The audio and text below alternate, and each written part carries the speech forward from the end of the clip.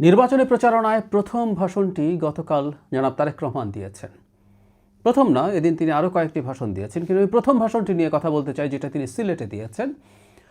কারণ তিনি কেমন করলেন এই আলাপ আলোচনা বিভিন্ন জায়গায় হচ্ছে, আলোচনা সমালোচনা।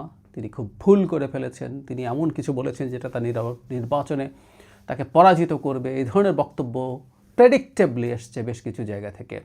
ইনফ্যাক্ট একই দিনে জামায়াতে ইসলামীর আমির জনাব শফিকুর রহমান বক্তব্য দিয়েছেন, নাহিদ ইসলাম দিয়েছেন। সবগুলো নিয়ে কথা বলবো, তবে এই ভিডিওতে আমি কথা বলতে চাই জনাব তারেক রহমানের যে ভাষণ সেটা নিয়ে।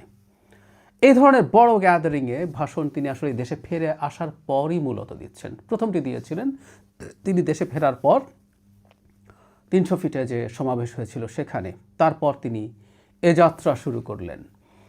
আমি 300 ফিটে তিনি যে স্পিচ দিয়েছেন, আমি তার চাইতেও এটাকে অনেক বেশি এগিয়ে রাখবো। তাতে একটা জিনিস প্রমাণ হয় এই ধরনের বড় গ্যাদারিংয়ে কীভাবে পাবলিক স্পিকিং করতে হয়, সেই জায়গায় তিনি খুব দ্রুত উন্নতি করছেন। শুধুমাত্র কন্টেন্ট না, তার বডি ল্যাঙ্গুয়েজ, তার ভয়েসের মডুলেশন, ভয়েসের ইনফ্লেকশন, মানে তিনি যেখানে স্ট্রেস দিচ্ছেন, তার ইন্টোনেশন, এগুলো সব কিছু মিলেই কথা বলবো। তার আগে একটু কন্টেন্ট নিয়ে বলি। স্বাভাবিকভাবে যেটা হয়, একটা নির্বাচনী ক্যাম্পেইনে একটা রাজনৈতিক দল কি করতে চায়, কি প্রতিশ্রুতি দিতে চায়, সেগুলো বলে প্রচুর। তিনি বলেছেন ফ্ল্যাগশিপ কতগুলো প্রজেক্ট আছে এবার বিএনপির ক্যাম্পেইনে, সেটা হচ্ছে ফ্যামিলি কার্ড, কৃষি কার্ড, তরুণদের চাকুরির কথা বলেছেন, খাল খননের কথা বলেছেন তিনি, তার বাবা মা কিভাবে দেশের জন্য উন্নয়ন এনেছে সেটাকে কন্টিনিউ করার কথা বলেছেন। এগুলো সব কিছু এসছে। কখনো কখনো তো আর কি ভাষায় কিছু কিছু বেশি ফর্মাল শব্দ ছিল বলে মনে হয়, এগুলো আরেকটু সিম্পলার করলে মনে হয় ভালো হতো। যাই হোক, কর্মসূচি ছিল একদিক। আরেকটা দিক যেটা থাকে নির্বাচনী ক্যাম্পেইনে, সেটা হচ্ছে প্রতিদ্বন্দ্বী রাজনৈতিক দল বা জোটের সমালোচনা করা। তিনি সেটা করেছেন, করা জরুরি ছিল। কারণ হলো যার সাথে প্রতিদ্বন্দ্বিতা আছে তারা বিএনপির যে দুর্বল জায়গা আছে সেগুলোকে টার্গেট করে কথা বলছে।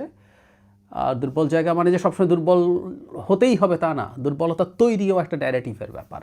সো এগুলো হচ্ছে নানান জায়গা থেকে নানা ফর্মে। সো তিনি জামায়াত জোটের বিরুদ্ধে কথা বলেছেন। এর মধ্যে দুটো ইস্যুকে খুব গুরুত্ব দিয়ে এনেছেন। একটা হচ্ছে 1971, খুব জরুরি এবং এটা আনা উচিত।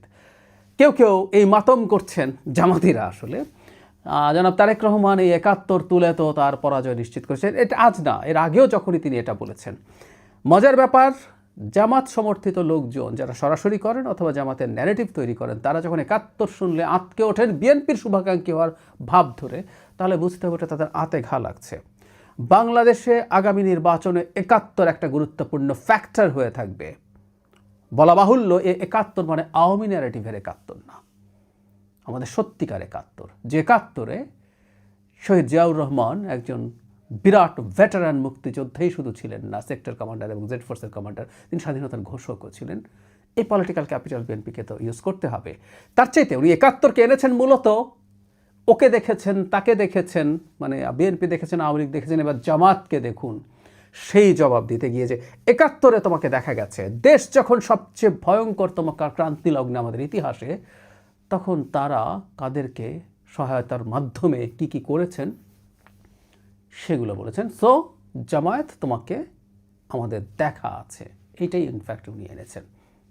আনতেই হবে, এই নির্বাচনে এটা একটা গুরুত্বপূর্ণ জায়গা হবে, তার ভাষণে এটা একটা গুরুত্বপূর্ণ জায়গা দখল করে রাখা জরুরি।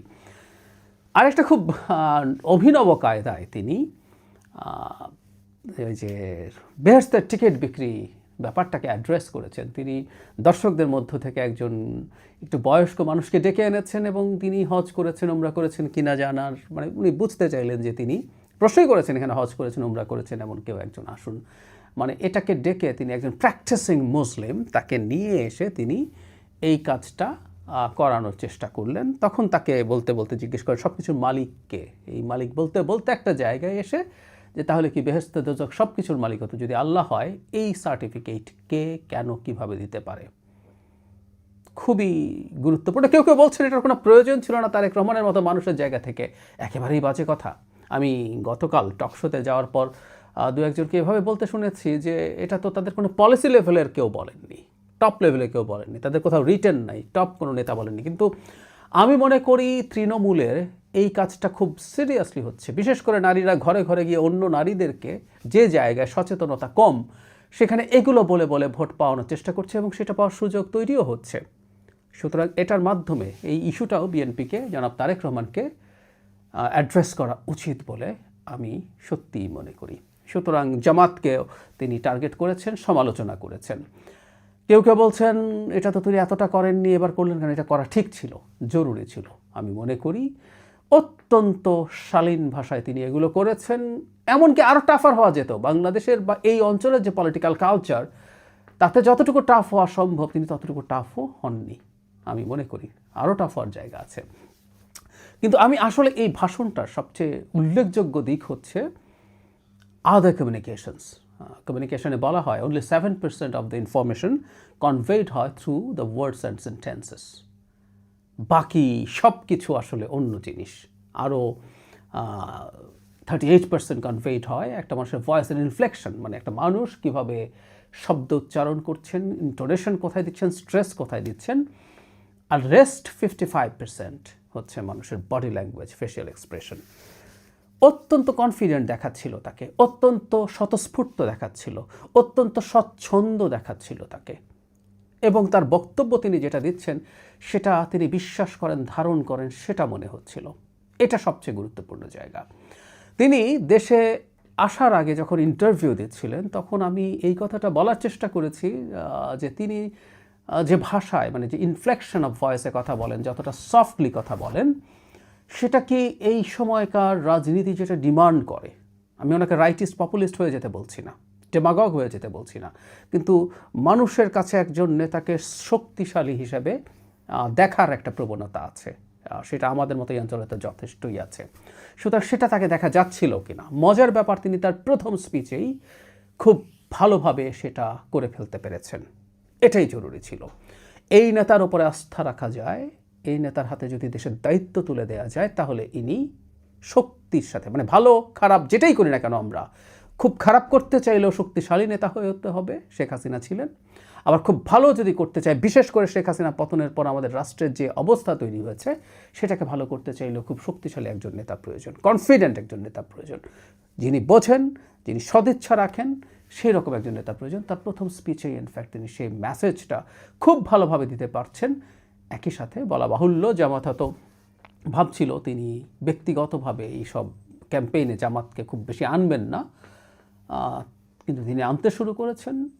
অত্যন্ত রাজনৈতিক শিষ্টতা বজায় রেখে সেটা করছেন।